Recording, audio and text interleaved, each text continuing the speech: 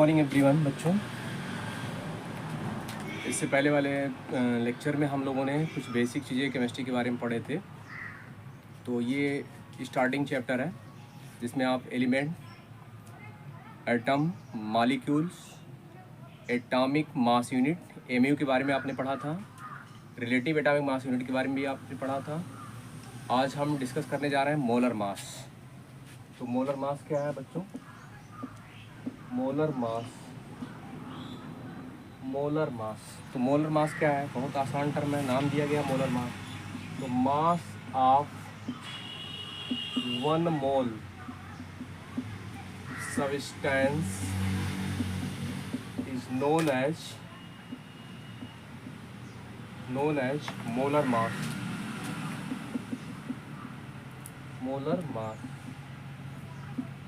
एक mole substance का जो मास होगा उसी का नाम क्या होगा? मोलर मास होगा। जैसे इमेजिन करिए, अगर हमसे कोई पूछे molar mass of oxygen atom, तो molar mass of oxygen atom क्या है? तो आप क्या लिखेंगे? Mass of 1 mole oxygen atom. अब आप ये भी जान रहे होंगे कि mass of 1 mole oxygen atom, तो मास ऑफ 1 एटम क्या होता है? वो 16 AMU होता है। और 1 मोल में नंबर कितने होते हैं? एवोगैड्रो नंबर होते हैं, जिसको आप Na से रिप्रेजेंट करते हैं। ये 16 है। AMU की वैल्यू आपको बताई गई थी, वो कितना होता है? AMU की वैल्यू होती है 1.66 इंटू 10⁻⁻24 ग्राम। Na की वैल्यू अगर आप रखेंगे 6.023 इंटू 10⁻23, इसको आप मल्टीप्लाई करेंगे तो देखिए बहुत इंपॉर्टेंट चीज़ आ रही है, जिसको जब आप मल्टीप्लाई करेंगे, इसे आप नेगलेक्ट कर लीजिएगा, और इससे मल्टीप्लाई करेंगे तो 16 इंटू, तो 6 का 6 में मल्टीप्लाई करेंगे तो 6 कैरी 3, 6 का 6 फिर 3 जोड़ेंगे तो 39, ये 9 हो जाएगा। तो 6 के यहाँ ये 9 हो जाएगा। आप यहाँ और ये 10⁻⁻24 है और ये 23 है, ये 10⁻⁻1 आ जाएगा। और आप इसको ऐसे भी लिख सकते हैं 16 इंटू 0.996, और ये आप ऐसे भी लिख सकते हैं 16, और इसकी जगह पे आप अप्रॉक्सीमेट 1 लिख लीजिएगा। और ये जिसमें भी आया वो ग्राम में आया, तो इसका मतलब ये किस में आया? ये 16 ग्राम में आया। देखिए molar mass of oxygen atom, तो आप देख रहे हैं कितना आ रहा है? 16 ग्राम आ रहा है।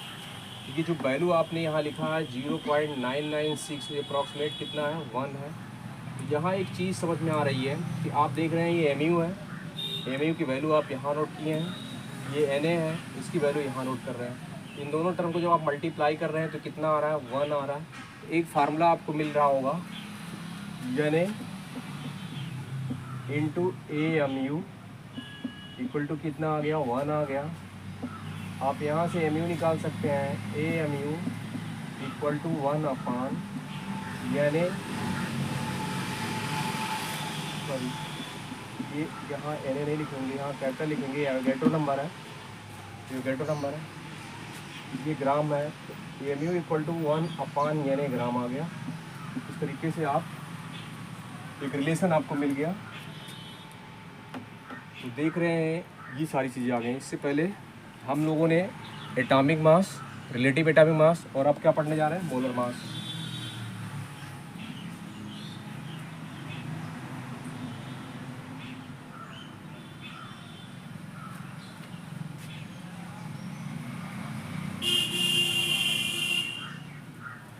अगर आपसे किसी ने पूछा भैया आप बता दीजिए मोलर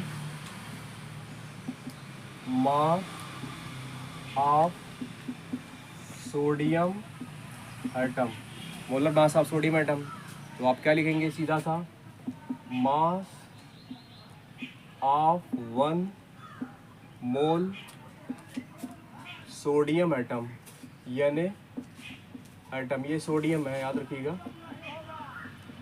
सोडियम। अब आप ये देखिएगा मास ऑफ 1 मोल सोडियम एटम का नाम जो भी आएगा वो क्या आएगा, molar mass of sodium atom आएगा। अब सोडियम एटम का जो एटॉमिक मास होता है वो 23 AMU होता है। 1 मोल में नंबर कितने होते हैं, एवोगैड्रो नंबर होते हैं। तो अभी आपने देखा कि MU इंटू Na कितना आता है, 1 आता है।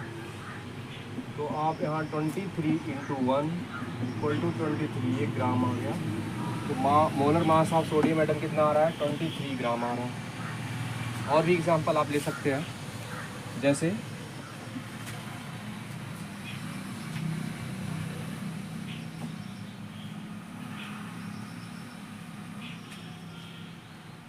मोलर मास ऑफ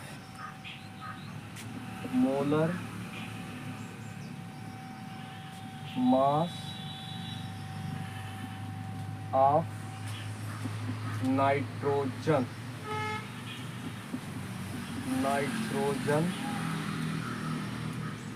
एटम,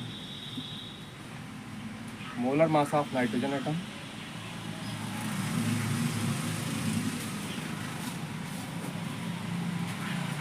यहाँ लिखेंगे मास ऑफ 1 मोल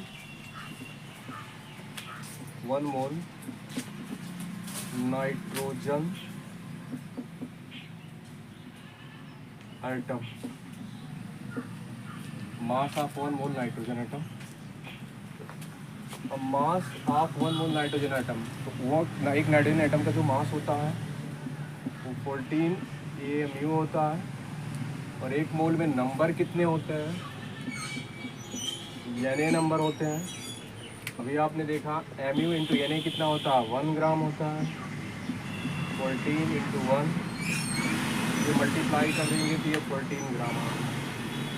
तो आपने 3 टर्म पढ़े, atomic mass unit, relative atomic mass unit और मोलर मास। तो मोलर मास याद रखना, मोलर मास के पीछे क्या आ रहा है, ग्राम आ रहा है, ठीक। रिलेटिव एटॉमिक मास की कोई यूनिट नहीं होती है और MU के टर्म में लिखते हैं। तो जैसे इमेजिन करना, हम एग्जांपल दे रहे हैं तो उसको समझेंगे।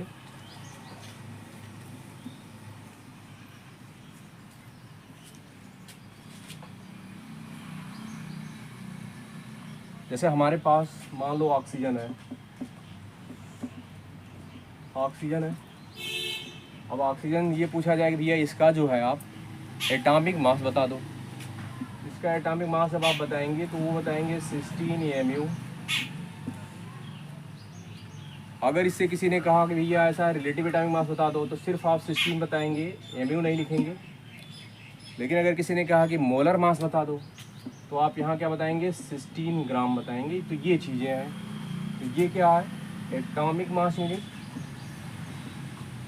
एटॉमिक मास यूनिट, ये है रिलेटिव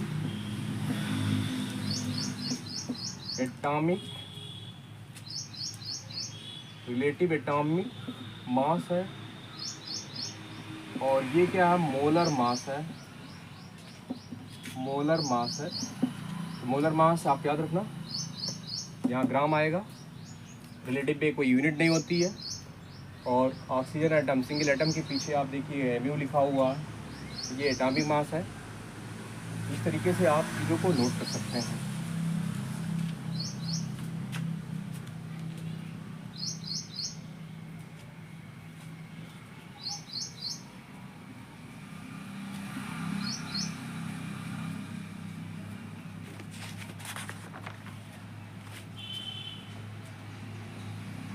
अब हम नेक्स्ट टॉपिक डिस्कस करने जा रहे हैं, मॉलिक्यूलर मास।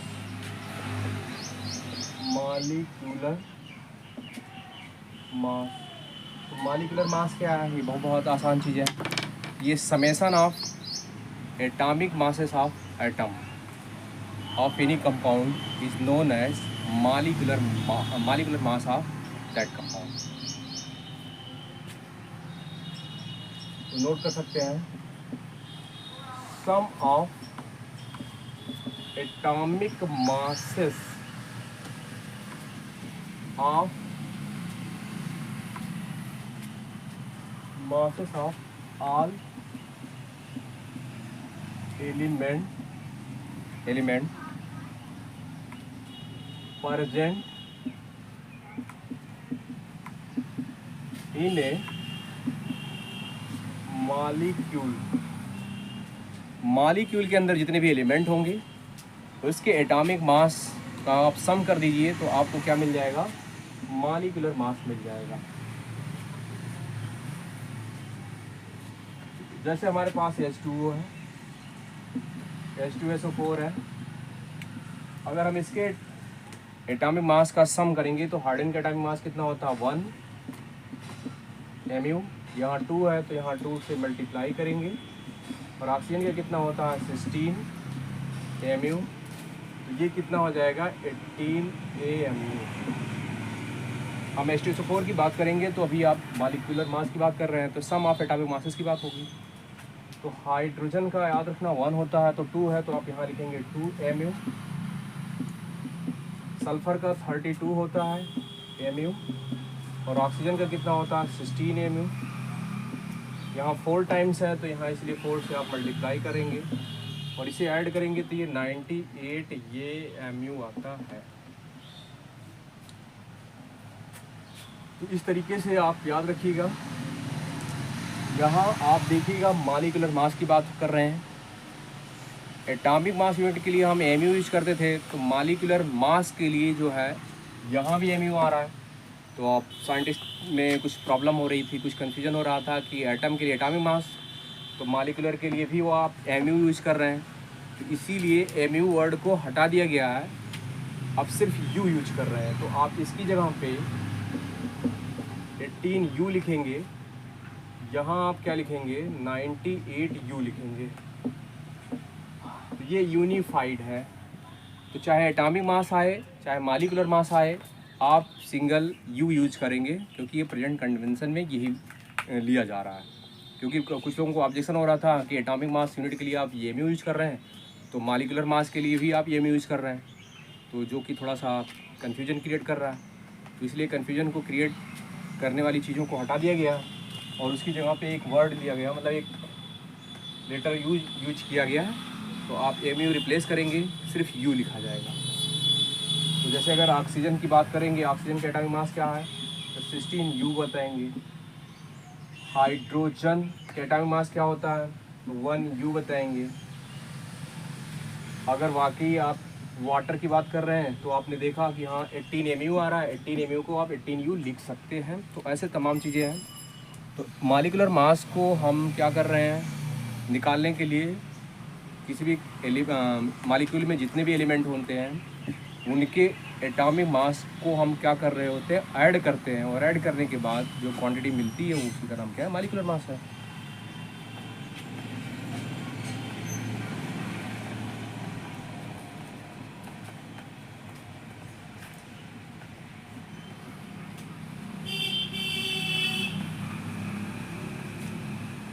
मॉलिक्यूलर मास निकालने के लिए सबसे पहले जितने भी एलिमेंट, मतलब कुछ इंपॉर्टेंट एलिमेंट होते हैं, उसका एटॉमिक मास हम आपको नोट करवा दे रहे हैं, इसको नोट कर लीजिएगा। तो जैसे हाइड्रोजन है, उसका एटॉमिक मास क्या होता है 1 होता है। हीलियम होता है, उसका 4 होता है। कुछ इंपॉर्टेंट एलिमेंट के हम लिखवाएंगे, ठीक है। लिथियम का याद रखिएगा 7 होता है। बेरिलियम का जो होता है वो 9 होता है। बोरान का 11 होता है।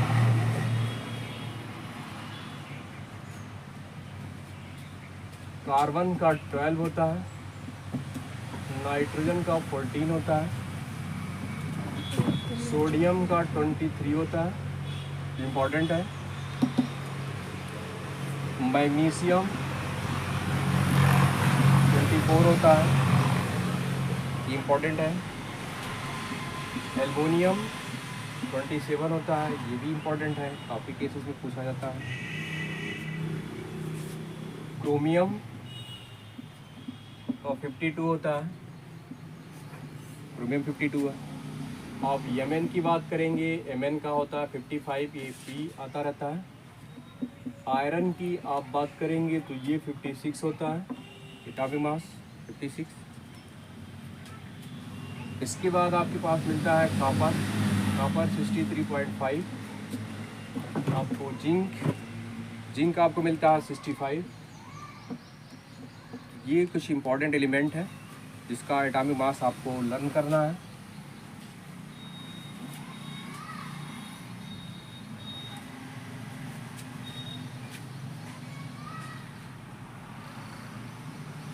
कुछ और एलिमेंट आपको मेंशन करवा दे रहे हैं, जैसे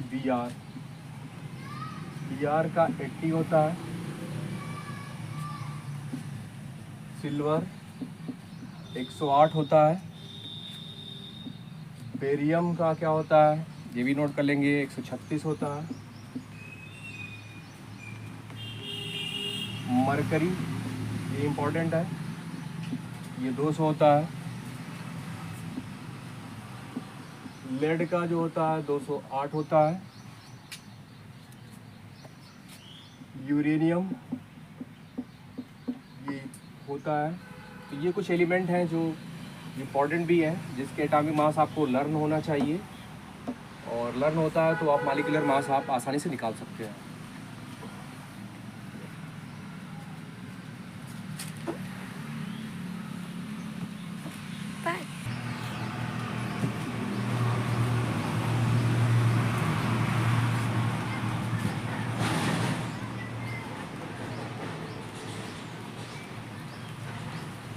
अब हम कुछ एग्जांपल लेंगे कि आप मॉलिक्यूलर मास निकालेंगे कैसे, कुछ इंपॉर्टेंट कंपाउंड। तो जैसे कैलकुलेट मॉलिक्यूलर मास ऑफ